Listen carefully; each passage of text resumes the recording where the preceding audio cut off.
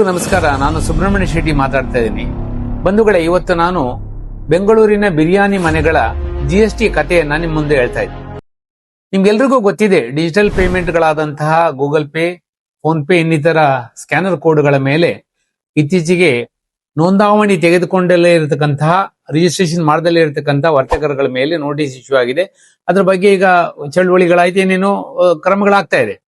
ಏತನ್ಮಧ್ಯೆ ರಿಜಿಸ್ಟ್ರೇಷನ್ ತೆಗೆದುಕೊಂಡು ಆ ರಿಜಿಸ್ಟ್ರೇಷನ್ ಮೂಲಕ ಬಂದಂತಹ ಪಾವತಿಗಳ ಮೇಲೆ ಸರಿಯಾಗಿ ತೆರಿಗೆ ಕಟ್ಟದಲ್ಲೇ ಇರತಕ್ಕಂತಹ ಹಲವಾರು ಸಂಸ್ಥೆಗಳ ಮೇಲೆ ಇತ್ತೀಚೆಗೆ ಜಿಎಸ್ಟಿ ಡಿಪಾರ್ಟ್ಮೆಂಟ್ ತನ್ನ ತಪಾಸಣೆಯನ್ನು ಕೈಗೊಂಡಿತ್ತು. ಅವುಗಳಲ್ಲಿ ಬಹಳ ಮುಖ್ಯವಾಗಿ ವರದಿಯಾಗಿದ್ದು, ಮಾಧ್ಯಮಗಳಲ್ಲಿ ಸೆನ್ಸೇಷನ್ ಆಗಿದೆ ಯಾವುದಂದ್ರೆ ಬೆಂಗಳೂರಿನ ಹೊಸಕೋಟೆಯ ಬಿರಿಯಾನಿ ಮನೆಗಳು.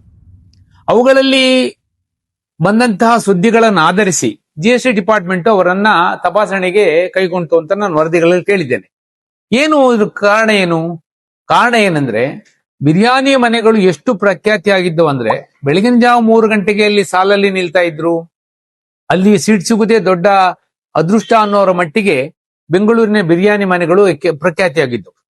ಇಲಾಖೆ ಇಂತಹ ಹೊತ್ತಿನಲ್ಲಿ ಸಹಜವಾಗಿ ಅದು ಆಲೋಚನೆ ಮಾಡಬೇಕು, ಈ ಸಂಸ್ಥೆಗಳಿಂದ ಎಷ್ಟು ತೆರಿಗೆ ಪಾವತಿ ಆಗ್ತಾ ಇದೆ, ಸರ್ಕಾರಕ್ಕೆ ಸಲ್ಲಬೇಕಾದಂತ ತೆರಿಗೆ ಸರಿಗೆ ಆಗ್ತಾ ಇದೆ ಅನ್ನೋ ಕಾರಣಕ್ಕೋಸ್ಕರ ಬೆಂಗಳೂರಿನ ಜಿಎಸ್ಟಿ ತಪಾಸಣಾ ವಿಭಾಗವು ಅನೇಕ ತಪಾಸಣಾ ಕಾರ್ಯಕ್ರಮಗಳನ್ನ ಕೈಗೊಂಡು, ಅವುಗಳಲ್ಲಿ ಎಷ್ಟು ಮಟ್ಟಿಗೆ ಈ ಜಿಎಸ್ಟಿ ಡಿಪಾರ್ಟ್ಮೆಂಟಿನ ಇತಿಹಾಸದಲ್ಲಿ ಮೊಟ್ಟ ಮೊದಲಿಗೆ ಬೆಂಗಳೂರಿನಲ್ಲಿ ಬಹಳ ವೈಜ್ಞಾನಿಕವಾಗಿ ಒಂದು ತಪಾಸಣೆಯನ್ನು ಕೈಗೊಳ್ತು. ಹೇಗೆ ಕೈಗೊಳ್ತು ಅಂದ್ರೆ, ಒಂದು 3-4 ತಿಂಗಳ ಕಾಲ ಜಿಎಸ್ಟಿ ಡಿಪಾರ್ಟ್ಮೆಂಟಿನ ಅಧಿಕಾರಿಗಳು ನಿರಂತರವಾಗಿ 10 ಜನರ ತಂಡವನ್ನು ಮಾಡಿಕೊಂಡು ಆ ಬಿರಿಯಾನಿ ಮನೆಗಳಿಗೆ ಹೋಗಿ ಬಿರಿಯಾನಿಗಳನ್ನು ತಿಂದು ಪಾವತಿಗಳನ್ನ ಡಿಜಿಟಲ್ ಪೇಮೆಂಟ್ಗಳಲ್ಲಿ ಮಾಡ್ತಾ ಬರುವಾಗ ಅವರಿಗೆ ಗೊತ್ತಾದ ವಿಚಾರ ಏನಂದ್ರೆ, ಅವರು ತೋರಿಸಿರ್ತಕ್ಕಂಥ ಒಟ್ಟು ವಹಿವಾಟು ತೆರಿಗೆ, ಕಟ್ಟಿರ್ತಕ್ಕಂಥ ತೆರಿಗೆ, ಅದಕ್ಕೂ ಸಹ ಅವ್ರು ಮಾಡಿರ್ತಕ್ಕಂಥ ವ್ಯಾಪಾರ, ಇದಕ್ಕೆ ಬಹಳ ಅಜಗಜಾಂತರವಾದಂತಹ ವ್ಯತ್ಯಾಸ ಇದ್ದು ಕಂಡು ಬಂತು. ಏನ್ ಮಾಡ್ತಾ ಇದ್ರು ಅಂದ್ರೆ, ಎಲ್ಲಾ ಡಿಜಿಟಲ್ ಪಾವತಿಗಳನ್ನ ಅವರು ಪ್ರತಿ ವಾರಕ್ಕೊಮ್ಮೆ ಅವರ ಮನೆಯವರ, ನೆಂಟರ, ಇಷ್ಟರ, ಮಾವಂದಿರ ಇನ್ನಿತರ ಹೆಸರುಗಳಲ್ಲಿ ಅವರು ಸ್ಕ್ಯಾನರ್ ಕೋಡ್ಗಳನ್ನು ಮಾಡಿ ವಾರಕ್ಕೆ ಒಂದು 5 ಜನ 10 ಜನರಾಗಿ ಅವರು ಚೇಂಜ್ ಮಾಡ್ತಾ ಇದ್ರು.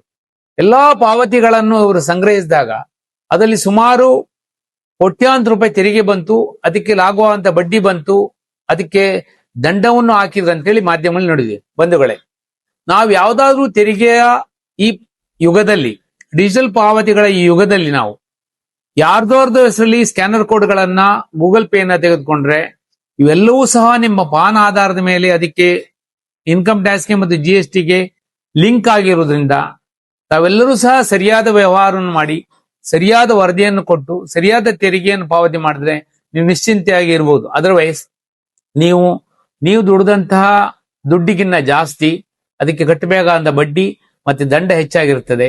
ಹಾಗಾಗಿ ಬೆಂಗಳೂರಿನ ಬಿರಿಯಾನಿ ಮನೆಗಳು ಜಿಎಸ್ಟಿ ಲೋಕದಲ್ಲಿ ನಮಗೆ ಹೊಸ ಪಾಠ ಕಲಿಸಿದೆ ಅಂತ ನಾನು ಅನ್ಕೊಂಡಿದ್ದೀನಿ. ದಯಮಾಡಿ ತಾವೆಲ್ಲರೂ ತಿಳ್ಕೊಳ್ಬೇಕು. ನಮಸ್ಕಾರ.